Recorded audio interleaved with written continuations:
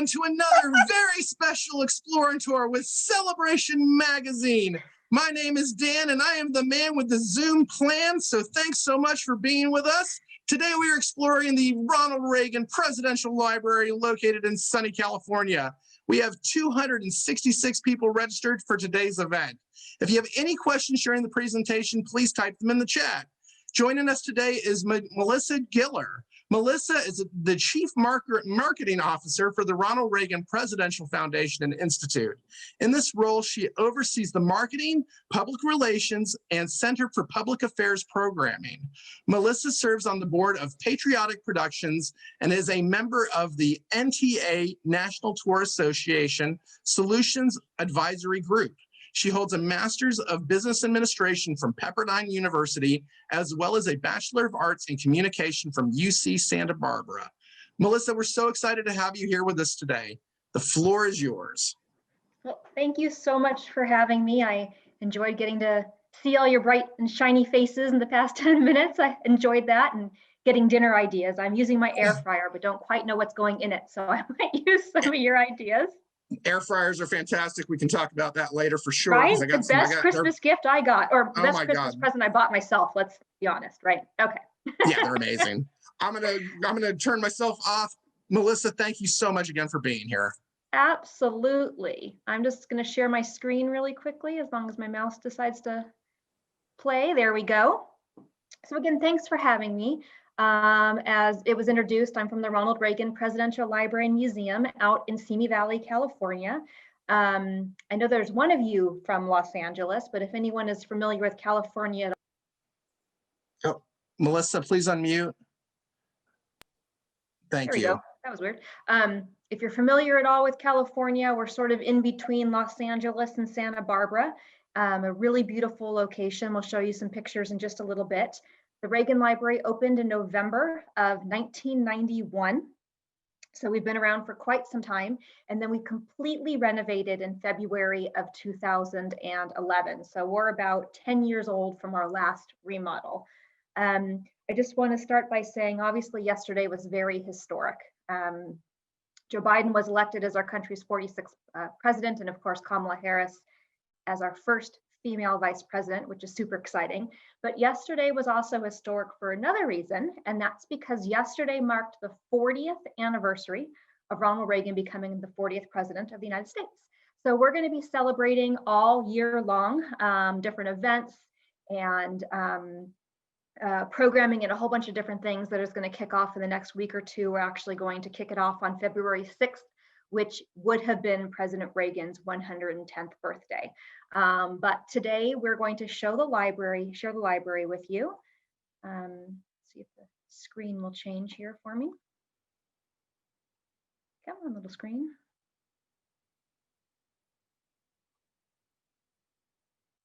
There we go. Okay, so we are situated in the Conejo Valley Mountains. It's beautiful, although you know that California never rains, and we took this drone shot after it rained, so the mountains are beautiful and green. Normally it's a little bit more brown, but we are situated up on the top of a mountain, about a mile up from the main street. And from that mountaintop, you can see all the way out to the Pacific Ocean. It's why Ronald Reagan fell in love with the location when he saw it and wanted it for his library. When the library was built in 1991, Simi Valley was an unbuilt no man's land filled with ranches and horseback riding trails and all the things that Ronald Reagan loved. Since then, it's become a very suburban area that's built up. But the Reagan Library sort of perches itself on the top of the mountain. The main building, the original building, is everything that you see with the red Spanish mission style rooftops. And then in 2005, we added that big white building on the left of your screen, or I think it's the left of your screen, which is where we house our Air Force One aircraft. And then we'll talk about it in a little bit, but just you can kind of see situated how our property works. Right to the right of that big white building, sitting outside on a patch of green grass, you will see our F-14 fighter jet.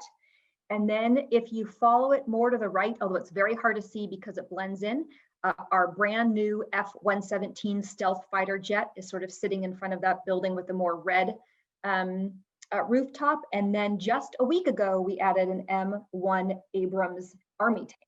And we're adding all of these military vehicles to showcase President Reagan's Peace Through Strength initiatives, and allowing people who come up to the Reagan Library, the beautiful grounds as you tour outside, and then a way to get to see these military aircraft up close that you normally wouldn't get to see.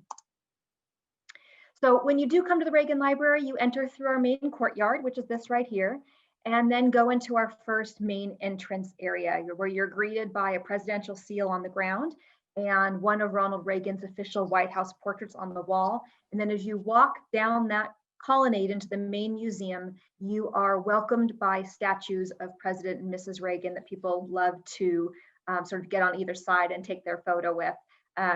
The statues are just a tiny, tiny bit larger than life size, about 1.5 inches more than life size, because I've been told that bronze makes the statue look smaller. And so we made them just a little bit larger so they looked life size. You then enter our main gallery. And of course, it's going to sort of take you in the beginning chronologically. So of course, you're going to enter into Ronald Reagan's boyhood and childhood. You're going to see photographs of his family. You're going to see his Letterman sweater from high school and college. We actually have essays he wrote in college that are on display.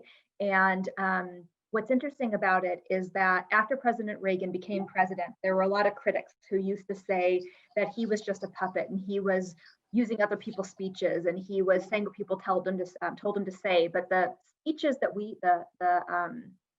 the different reports we found from his college years that are on display with grades on them actually showcase some of his thoughts on freedom that he espoused as governor of California and president of the United States. It really shows that his beliefs followed him throughout his entire life.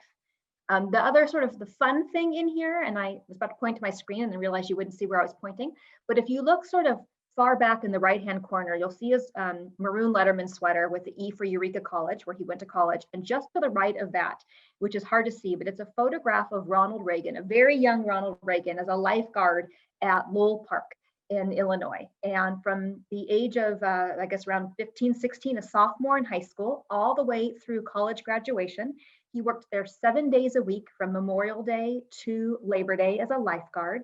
And rumor has it he saved 77 lives throughout those summers. But one time, if you all remember the great Merv Griffin, he was on our board. And I was once doing a tour of the library that he was on, and someone was telling the story of him being a lifeguard and that he saved 77 lives. And Merv Griffin, without missing a beat, smiled and winked and said, but how many were young, cute girls who were just pretending to drown so that, the handsome Ronald Reagan would save them. So I've always remembered that because it made me giggle. And then you go into post-college. So right after college, Ronald Reagan was looking for a job. He actually applied to be a stock worker at Sears. That's what he thought he was going to do. And as he was looking for a job, he ended up working for WHO Radio as a radio announcer, calling Chicago Cubs games. So we talk about that. From there, he traveled with the radio station to Catalina Island in California, where he got to follow the Cubs training camp. And that's a hop, skip, and jump away from Hollywood. And someone recommended to him to go to Hollywood, to go to Warner Brothers and do a screen test. And he did, and the rest is history.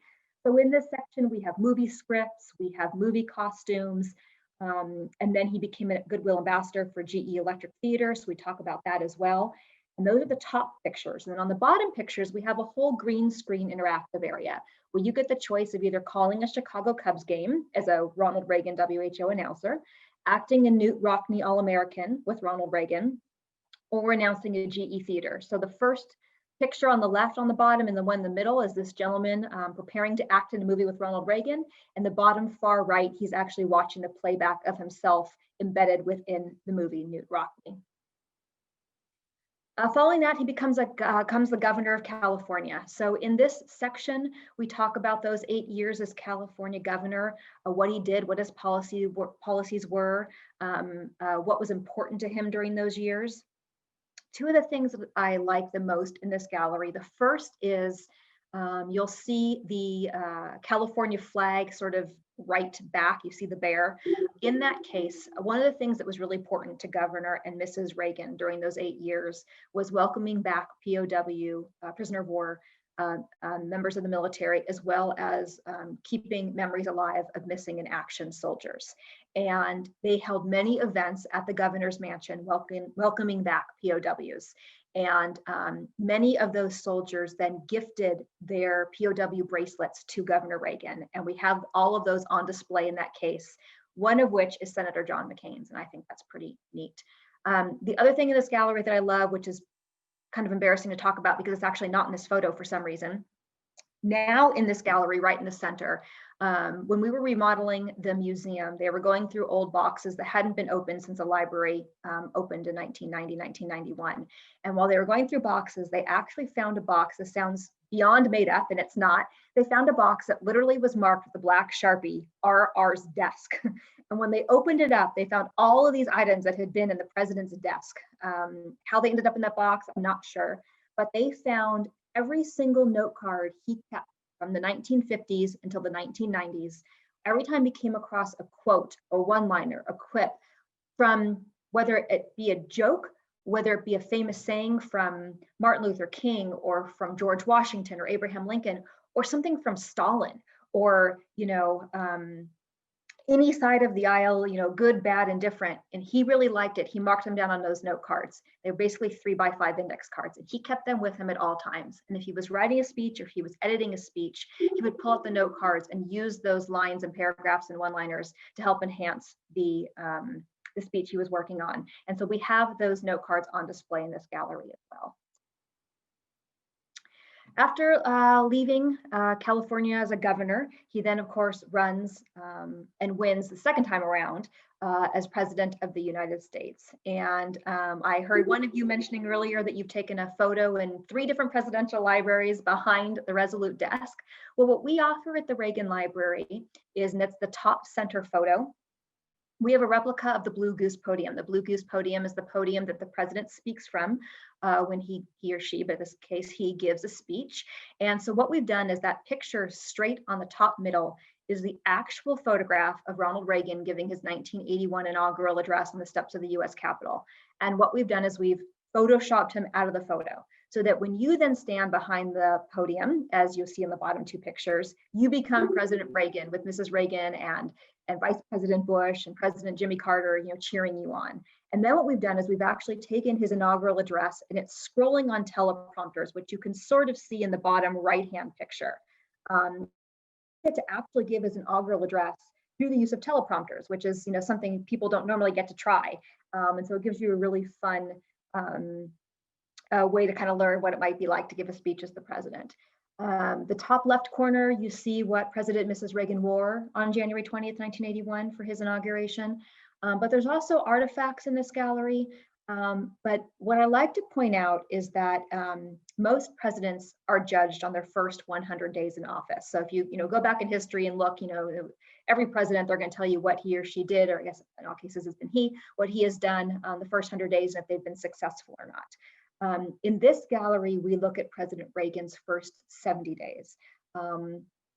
And we do that through the use of his diary entries. President Reagan kept a handwritten personal diary every single day, all 8 years of his presidency. And we use those entries as well as artifacts and speeches that he gave for those first 70 days. And if you're wondering why we are only examining his first 70 days and not his 100 days, is because on the 70th day of Ronald Reagan's presidency, he was shot. So the next gallery that you go into talks about that assassination. You're actually presented with a video, which is the top 3 images you're seeing. We show the same moment in history at the same time on the 3 screens from 3 different camera angles as President Reagan leaves the Hilton Hotel and John Hinckley Jr. shoots the gun at him, fortunately killing nobody, but hitting his press secretary, James Brady, a Secret Service agent, and a police officer. And of course, Ronald Reagan. Now, if you know the story, Ronald Reagan actually wasn't directly shot by John Hinckley. When the gunshot started, the Secret Service acted as they should as fast as they could. They opened up the limo door, and Secret Service agent Jerry Parr grabbed Ronald Reagan and as hard as he could, shoved him into the limousine. The bullet that was aimed at Ronald Reagan hit the open door of the limousine, ricocheted off the door, and when it hit the door and ricocheted, it flattened like a disc, and then that disc bullet is what sliced into Ronald Reagan, landing right below, right next to his heart and his lung. Ronald Reagan didn't even know he was shot. He was in a ton of pain, and both he and the Secret Service agent thought that the Secret Service agent had broken Ronald Reagan's ribs when he jumped on him, throwing him into the limousine. So they ordered the limousine to start driving to the White House. Again, the president was in a ton of pain, but he thought it was from a broken rib. And while they were driving to the White House, he started coughing up blood. And the Secret Service agent ordered the limousine to turn around and go to the hospital. And they pulled up to the hospital. Ronald Reagan, wanting to give a strong front to the American people, got out of the limo on his own accord, walked into the hospital, and then in the ER collapsed. And that's when they determined he had been shot. In subsequent reviews from doctors and information that's come out, although they didn't tell it to the American public at the time, he became very close to dying. And fortunately, with it's a crazy story. The hospital happened to be having a medical conference that day, and all of the top doctors from like around the United States were all at that hospital. So when the president was shot, the best of the best of the best experts were all there, and they were all taking care of him. The gallery also has a lot of artifacts. In the bottom, what kind of looks like a black upside down V is actually the suit that the president was wearing when he was shot, and that they had to cut off of him. And so the suit is on display. We have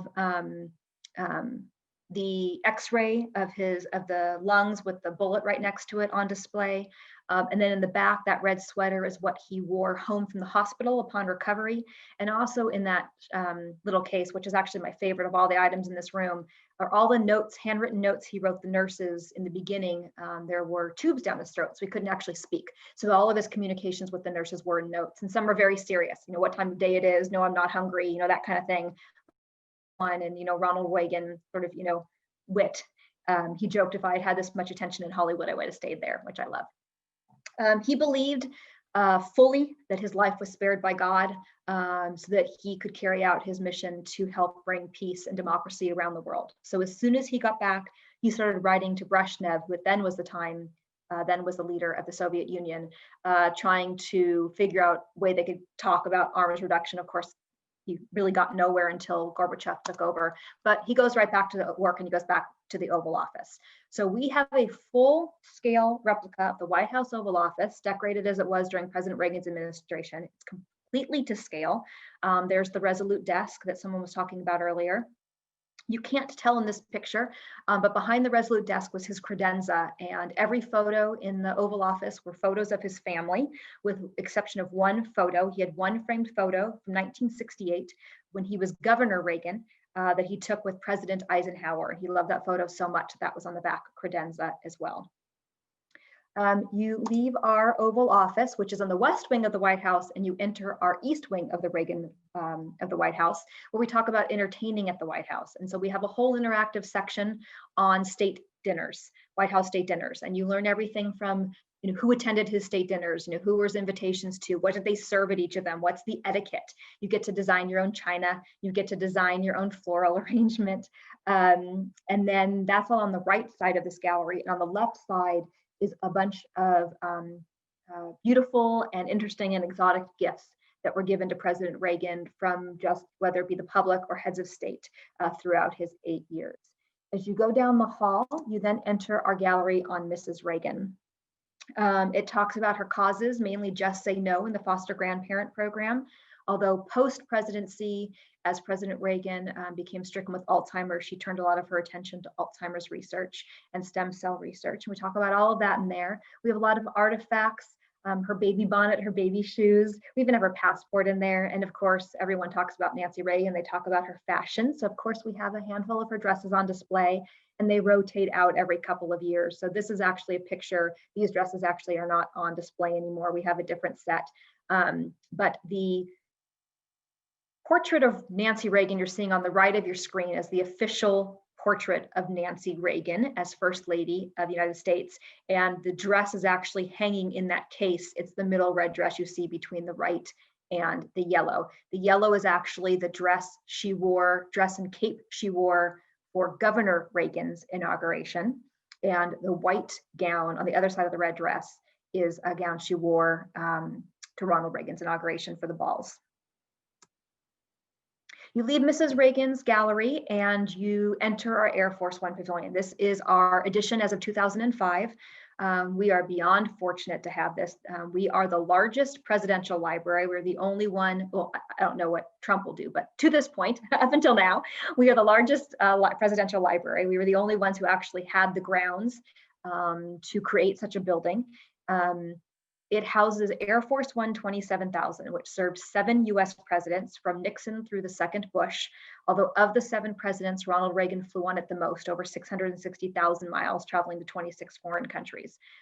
When you enter the pavilion, it's the upper left photo. You enter on the 3rd floor, cockpit level. You get to walk all the way around the plane. You get to the other side of the plane and you enter the plane and you actually get to walk through the entire plane.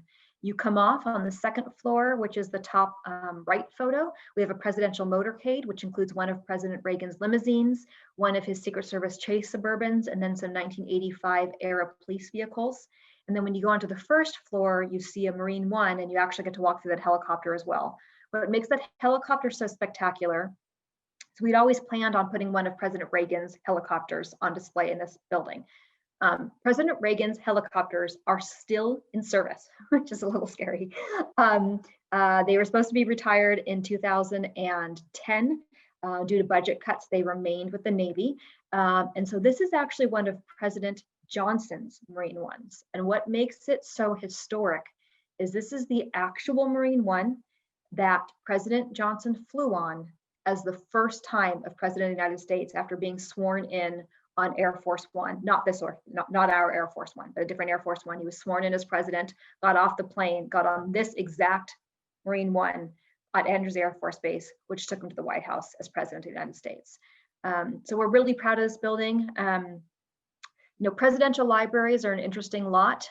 They average 20 to 100,000 visitors a year. There's a handful that are very successful. They get more like 150 to 200,000 a year. That's like Clinton, the Bush libraries, JFK.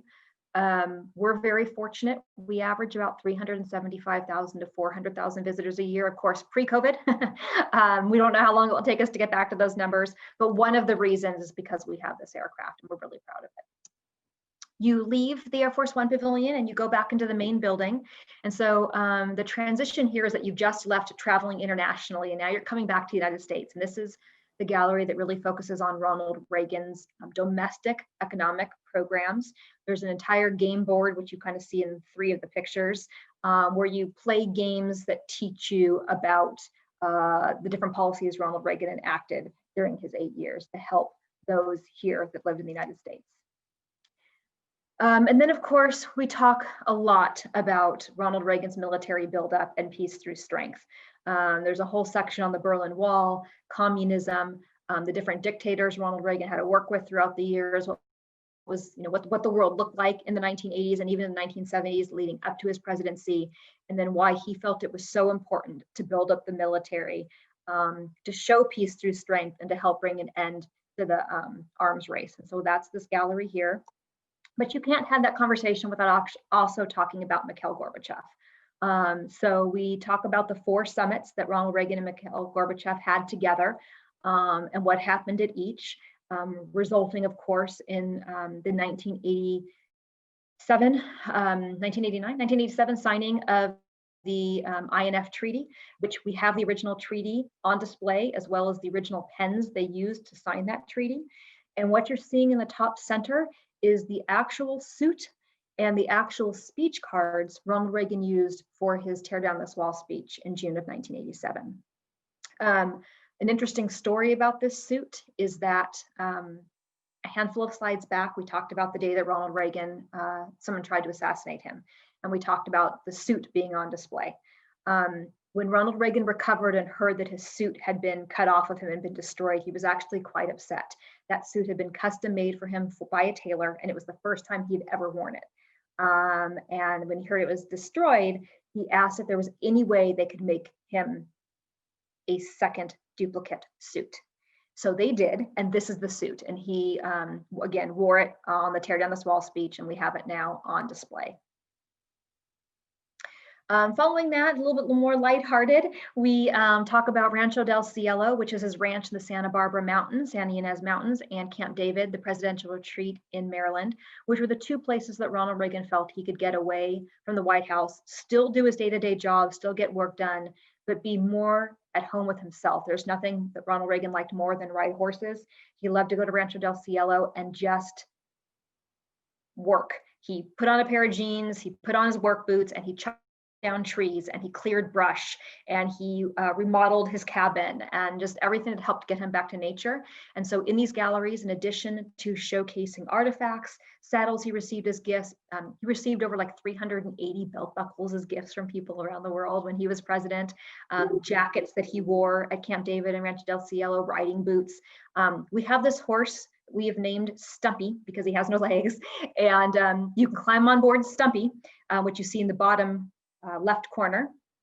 And if you take the picture from the right angle, it looks as if you're riding the mountains of Rancho Del Cielo with the president. So it's a fun photo. And just a little fun fact, not that any of you will care, but in that picture in the bottom left-hand corner is my daughter, who is now about to go to college. That's how old that picture is, which makes me laugh. Okay. I think she's maybe like 8 there. That's how old that picture is. And then we finish, we couldn't talk about Ronald Reagan and the legacy he's left behind if we didn't talk about his passing as well. So following those last galleries, we have a gallery called Morning in America, and it's mainly video, and it pulls you through his passing on June 5th of June 2004, through his interment ceremony at the Reagan Library, where he's buried on June 11th, 2004. And the video takes you through the announcement on the news that he had passed away, the 36 hours where his body lay in repose at the Reagan Library, and 118,000 people came to pay their respects, to laying it state at the Capitol, the service at the National Cathedral, and then again the burial here on the Reagan Library on June 11th. When you come out of that gallery, there's a little video, legacy video, and then you enter our special exhibitions gallery. We're really proud of this. It's 11,000 square feet, and twice a year, so every 6 months, we host a special exhibition that are historical in nature, filled with artifacts. Top left, the most recent one we did was Lost Cities of Egypt. These were items that had been found at the bottom of the Mediterranean Sea that had been lost for hundreds of thousands of years. Bottom left, we did an exhibition on Genghis Khan. Top right, we did an exhibition on Pompeii. And then bottom right, we did an exhibition on Titanic. We've done plenty more. Like I said, we do 2 a year. The one that was supposed to open just as COVID hit, we've self-curated an exhibition on the FBI. And so whenever we are able to reopen, that's the exhibition we will open with. It's the history and the stories behind the FBI, from Al Capone all the way to Al Qaeda.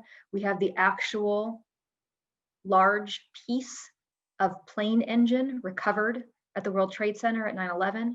We have the actual car that Bonnie and Clyde were shot and killed in. We have the death mask from Dillinger, items from Boston Sniper, the Beltway Sniper and the Boston Marathon. Just a remarkable set of items, items from the Unabomber case, that really helps you understand how the FBI works and how they solve their cases. I mentioned earlier that it was hard to see. Here's a closer picture of the F-14 jet, which is sort of straight to your left. And then again, still hard to see because it's painted black. You might get to see the F-117 stealth fighter jet, a little bit more toward the right of your screen facing upwards. It's painted a very matte black, so it's very hard to see. Of course, it was stealth. And then again, we just added the M1 Abrams tank to this area a week or 2 ago. On our outer lawn, this is the side of the library that looks out to the Pacific Ocean. On this side of the property, we have a real piece of the Berlin Wall, again, symbolizing Ronald Reagan's 1987 Tear Down This Wall speech. You're looking at a west side of the wall where the residents were free and were able to graffiti and paint the wall. This is how we got it. And then if you were to walk around to the other side, you're seeing the east side, and it's just stark gray concrete, because of course those people couldn't touch that wall for fear of being killed. And on the side of the property is also the grave sites of both Ronald Reagan and Nancy Reagan. This quote that you're seeing on his memorial site is a quote he gave at the opening of the Reagan Library on November of 1991, and he chose it to be on his memorial site as well. Ronald Reagan was laid to rest there in 2004, and then when Mrs. Reagan passed away in 2016, she joined him as their forever resting place. And that is really the Reagan Library. Again, we're fortunate, the largest presidential library, the most visited presidential library. We cannot believe we've been closed for 11 months. We cannot wait to be open again. We offer tour group pricing, tour group meals, docent tours.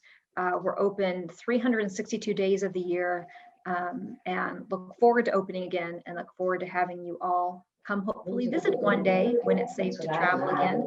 And we look forward to having you there in person. All right, Melissa. Well, I was able to see the last piece of your presentation, and oh my gosh, Dan told me it was amazing. So how cool. The piece of the wall, oh my gosh, the FBI exhibit sounds amazing. I think I was most excited about this one because, I mean, I was 40. I am 40. But I was, I was at an age where I was beginning to recognize, who the president was and what he is. And he's really the first one that I remember as a child. So I can't wait to watch it. If anyone had any questions, please feel free to put those in chat. We've got a lot of, what a great presentation. Thank you so much. Thanks so much. How interesting. What a wonderful tour. Thank you, Melissa. Amazing tour. Great to see.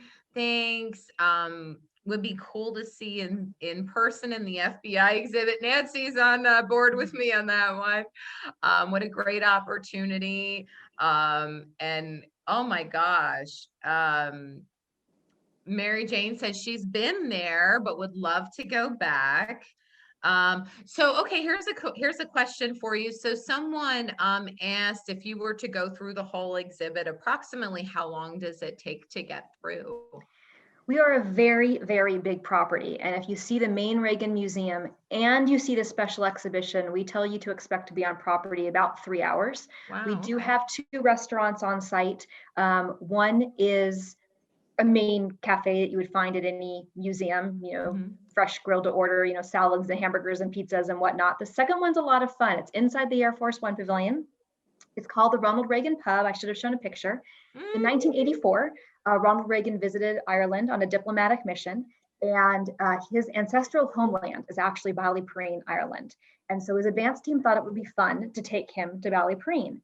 And during their advance work, they found a pub called the O'Farrells, run by the O'Farrells, Mary and John O'Farrell, and they named their sort of back room the Ronald Reagan. So Ronald and Nancy Reagan in 1984 visited the Ronald Reagan Pub and inside of O'Farrell's, had a pint of Guinness, took some great photos. In 2004, the pub closed for business, and our board chairman worked some magic, and the O'Farrells shipped their pub to us via ocean liner to the Reagan Library. So when you were at the Reagan Library in the Air Force One Pavilion, the actual pub that you might go and get a beer in is the same exact pub that Ronald Reagan got a beer in 1984. It's the same signs, the same taps, the same bar, the same stools. It's pretty incredible and really fun place to get something to eat. Wow, that is really neat. How cool. Oh my gosh.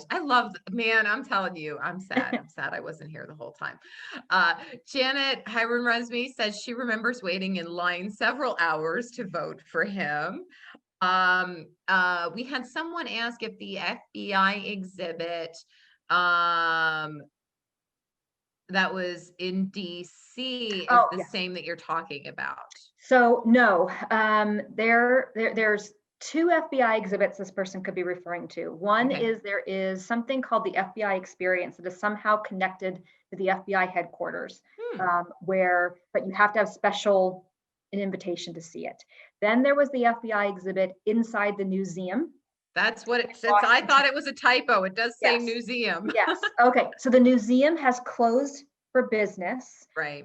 There are a few pieces of that exhibition that we're going to have, mainly the Unabomber items, but the rest is coming from completely different lenders. Oh, So a wow. very small portion will be the same. Okay. That's a great very question. Cool. That is a great question. Hey, I learned something new. Pat says we need to make it a celebration trip to come out and visit the museum, the library. Excellent tour, so much information. Oh, I like this. So Donnie said that this was on her bucket list, and to thank you.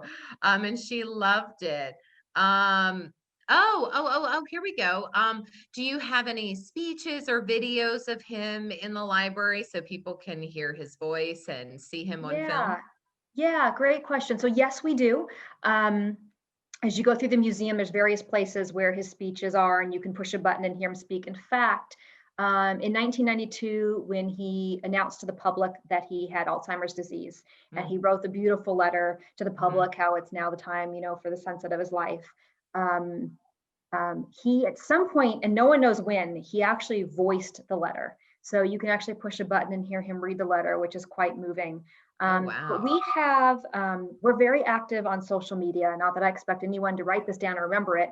On YouTube, which is youtube.com/Reagan Foundation. We have thousands of his speeches there. As well as we do 4 weekly podcasts, all on Ronald Reagan. One podcast every week called Monday Minute in the Archives, is we actually go into the archives of the Reagan Library and show you something that isn't on display. All of those are on our YouTube channel. We highlight his speeches and tell you the stories behind the speeches, all on our YouTube channel. There's so much content you couldn't get through it in a lifetime. How neat. What I'll do, everyone, is I'll get that information to Natalie, and maybe she can include it in one of our emails and on our Facebook page to get you guys great. there, so Thank you you. can check that out. I did see a question pop up. Someone asked about the inside of Air Force One. I'm not sure who asked that. The scale. So our airplane is a 707. The current Air Force One is a 747, and I'm hearing that the newest one that's being ordered might be even larger. The 707 is quite small. It only fit, with the way it was configured, 50 people, which included crew. The current one holds 100, including crew. And so when you step on board, of course, it's the cockpit, and then it's the communication center, which could, again, keeping in mind this plane went into service in 1972 with Nixon. It was top of the line technology. You could make a phone call to anywhere around the world when you're on that plane. Wow. But what's funny is when you tour through the plane, it's 1970s, 1980s technology. So you look at it and it's almost, you laugh a little bit. You kind of chuckle to yourself. It's big computers with the floppy disks and all those kinds of things. And then you see President Reagan's stateroom. This plane was small enough in that it had no beds, no bedrooms, no beds, no showers, no place to sleep. The current plane has all of that. Because of that, Ronald Reagan chose to do legs. He never wanted to travel, let's say, to direct, because he wouldn't be refreshed. So they would land.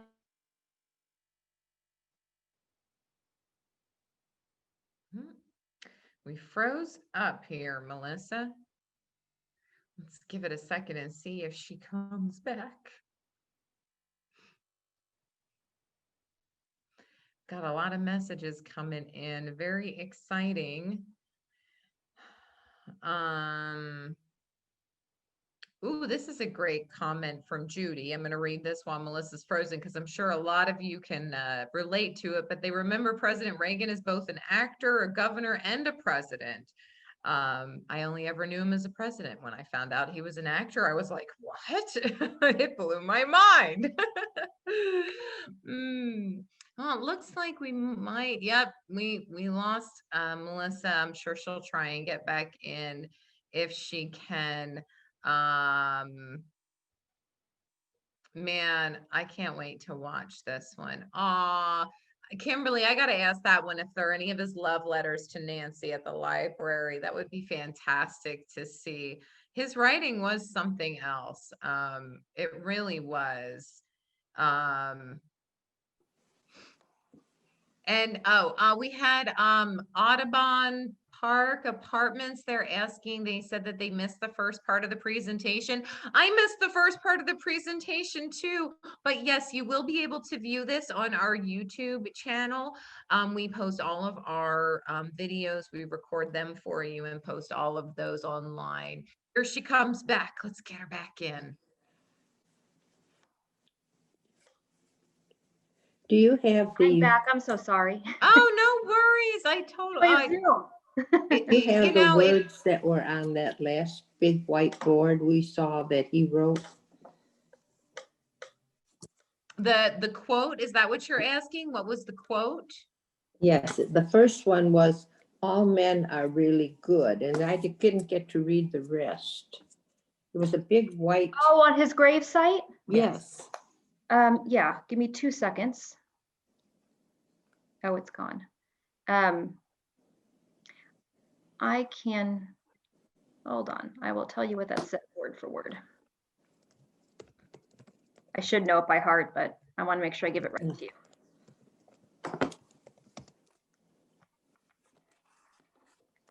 Attempting to load. I seem to be having some computer problems right now. Do you want me to read it? I found it. If you, yeah, because mine just loaded as well. Oh, there you go. Go ahead. I know in my heart that man is good, that what is right will always eventually triumph, and there is purpose and worth to each and every life. And each what? To each and every life. Life. Thank you. Those are beautiful. I'd love to get that in writing somewhere. Have to put it in Celebration magazine. Yeah, we It's can get that beautiful. to you. Most Thank you certainly so we much, can. Melissa. Of course. That was But wonderful. what I was saying when I was cut off was just, it was President Reagan and his administration that realized that the Air Force One just wasn't big enough and have enough functionality for all the travel. And so the Reagan administration ordered the current 747, thinking it'd be better for a president to have, but it didn't come into service until the first President Bush was president. So Wow. Margaret Thatcher came to his service. Do you remember that? she sure did. And in fact, and I never knew this, I was at that funeral. We were very fortunate to have Margaret Thatcher's daughter, Carol, come to the Reagan Library in January or February of last year. Oh, And she sat down with us. In fact, if you go on our YouTube channel and search Carol Thatcher, you can hear her. She talks for about 5 minutes. It's fabulous. And one of the things she talks about is how her mom went to Ronald Reagan's funeral. And she said, Margaret Thatcher came to the funeral on Air Force One. She came with the body. And she's saying how she left her sunglasses on the plane. And the funeral was right before sunset, and it was 100 degrees hot California sun. And Margaret Thatcher was having trouble seeing because it was so bright. And at the service, she was seated next to then Governor of California, Arnold Schwarzenegger. And she was complaining or mentioning that she couldn't see that the sun was too bright. And so Arnold Schwarzenegger took the sunglasses out of his pocket and gave them to her to wear. So during the funeral, she's wearing Arnold Schwarzenegger's sunglasses. And Carol Thatcher says to the camera, it's so funny. You know, she starts to laugh and she says, I really think that my mom thought Ronnie would have gotten a kick out of knowing that she was wearing the Terminator sunglasses at his funeral. That was really fun to hear that story. yeah. That is a Really great of her to come to the story. funeral as well. A couple questions I was curious about that came up. Do all presidents select the location of their libraries? They sure do, or are very involved in the selection of their library. You know, President Obama chose Chicago. They were looking between Chicago and Hawaii. Trump has already says he wants it in Florida. Ronald Reagan's was supposed to be in California, more northern, at Stanford University. And they had all the plans drawn up and they were getting really close to breaking ground. And at the last minute, Stanford pulled out because Stanford University is also the site of the Hoover Institution, which is a conservative think tank. And Stanford got really worried that with both Hoover and the Reagan Library, they would be looked at as very nonpartisan. So they backed out.